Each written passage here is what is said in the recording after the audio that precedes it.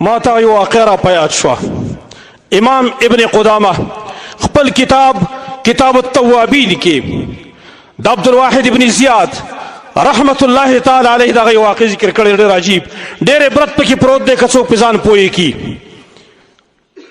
کم خلک چې سودونو کې مبتلا دی، په حرام خورۍ کې مبتلا یي، پردي حقونه یې نیولي دي، د خور او د ترور او دارنګه نور رشته دارانو حقونه یې نیولي دي، هغې واورئ، په سړو دماغ یې واورئ.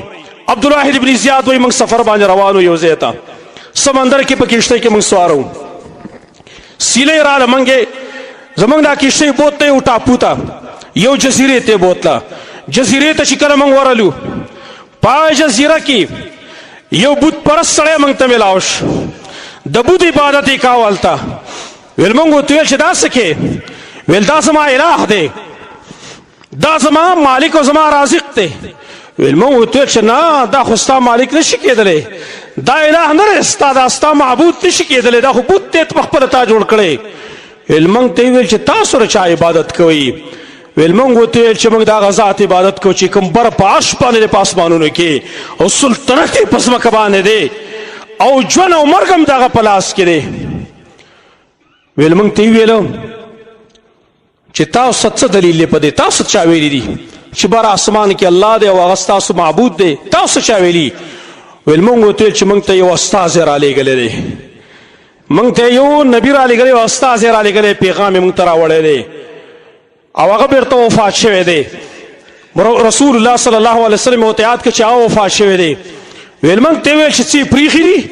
ویل موږ ویل چې هغه پریښی دی، موږ ته د الله پیغام پریښی دی، قرآن کریم یې موږ ته پریښی دی، موږ څه قرآن راسه؟ ویل ما ته ویل موږ ته ویل چې موږ ته پیش کړي، ما ته لږ پیش کړي دغه قرآن چې ورته موږ شروع کړو، موږ ورته قرآن ورکړو چې زه خو په دې نه پوهېږم، ما ته تاسو ولولئ.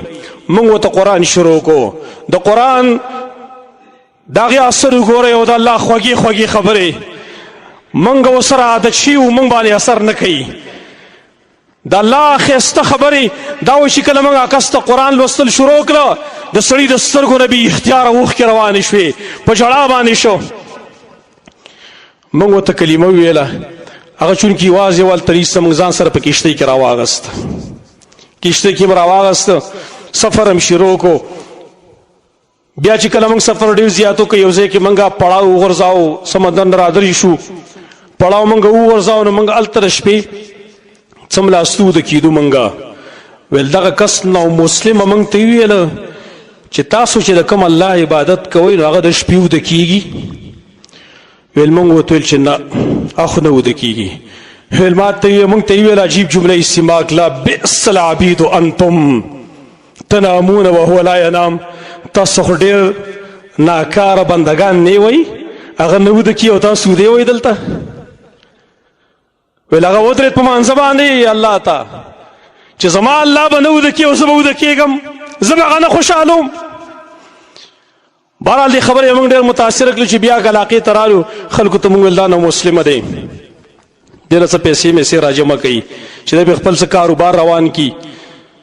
موږ هغه دپاره چنده وکړه، پیسې میسې مله راجمع کړلې، چا مله ورکولې. ویل موږ ته ویل چې دا څه شی دي؟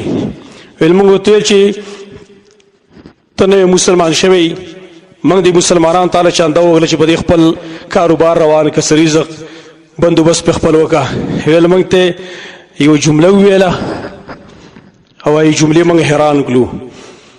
ویل موږ ته ویله چې په دغه جزیره کې ما یوازې د الله په خلاف کې ما د بت بندګي کوله، خو هلته هم دقه الله زه ساتلی یم، او اوس مې د هغه بندګي شروع کړه، نو اوس په ما ضایع کړي، ما ته پیسو میسو ضرورت نشته چې ما په ټاپو کې د هغه خلاف کړی دی، شرک کې مبتلا وم، همدقه زما الله سره یم ضایع کړی، اوس ما به ولې ضایع کوي؟ ای زما وروڼو، ای پارکین والو، ای خلکو چې سودونو کې مبتلا وئ، که په هر طریقې سره وئ، د دې نو مسلمه دا خبره د زړه په تخته باندې ولیکئ، موږ به الله نه ضایع کړي انشاء الله تعالی. ولې پردی مال زه خورم؟ ولې زه سودخورۍ کې ځان مبتلا کوم او په مختلف طریقو باندې زه سودونه کوم؟ په دې مال به زه نه مړېږم،